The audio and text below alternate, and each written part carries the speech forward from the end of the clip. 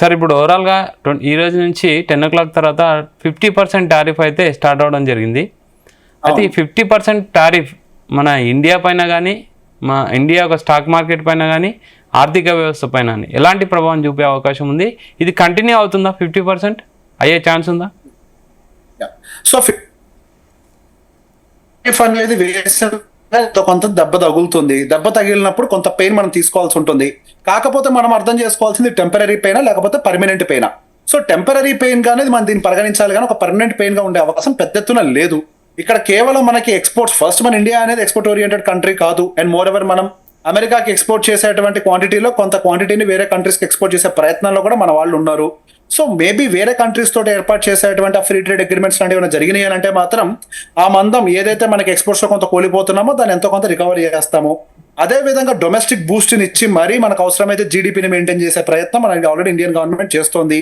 So going further ఇది కూడా కొంత ఇంపాక్ట్ లోకి అయితే వస్తుంది. ఎస్, టారిఫ్ వల్ల కొంత ఇబ్బంది టెంపరీగా ఉన్నప్పటికీ అది పర్మనెంట్ పెయిన్ కాదు.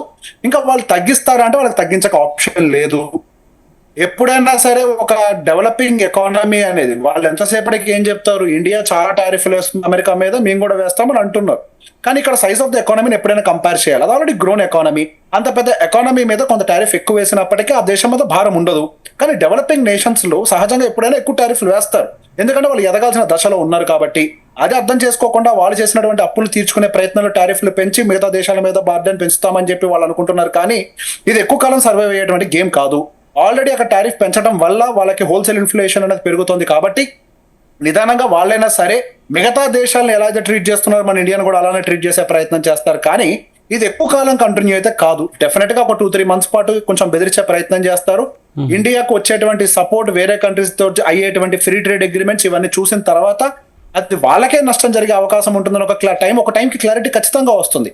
అండ్ మోర్ ఎవర్ మనం పెద్ద ఎత్తున ఏమి ఎక్స్పోర్ట్ ఓరియంటెడ్ కంట్రీ కాదన్న విషయం ప్రపంచానికి తెలుసు. అండ్ మూడో అంశం ఏంటి, మన ఇండియా ఏమి వీకర్ కంట్రీ కాదు, డెవలప్మెంట్ లో ఇప్పుడు బాగానే ఫోకస్ పెడుతోంది. అండ్ ఇండియాలో మనం ఎక్స్పోర్ట్ చేసేంత ప్రొడక్షన్ చేయాల్సిన అవసరం లేదు.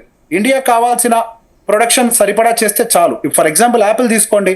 యాపిల్ టోటల్ మ్యానుఫ్యాక్చరింగ్ లో ఇండియానే దాదాపు 6% కన్సూమ్ చేస్తుంది.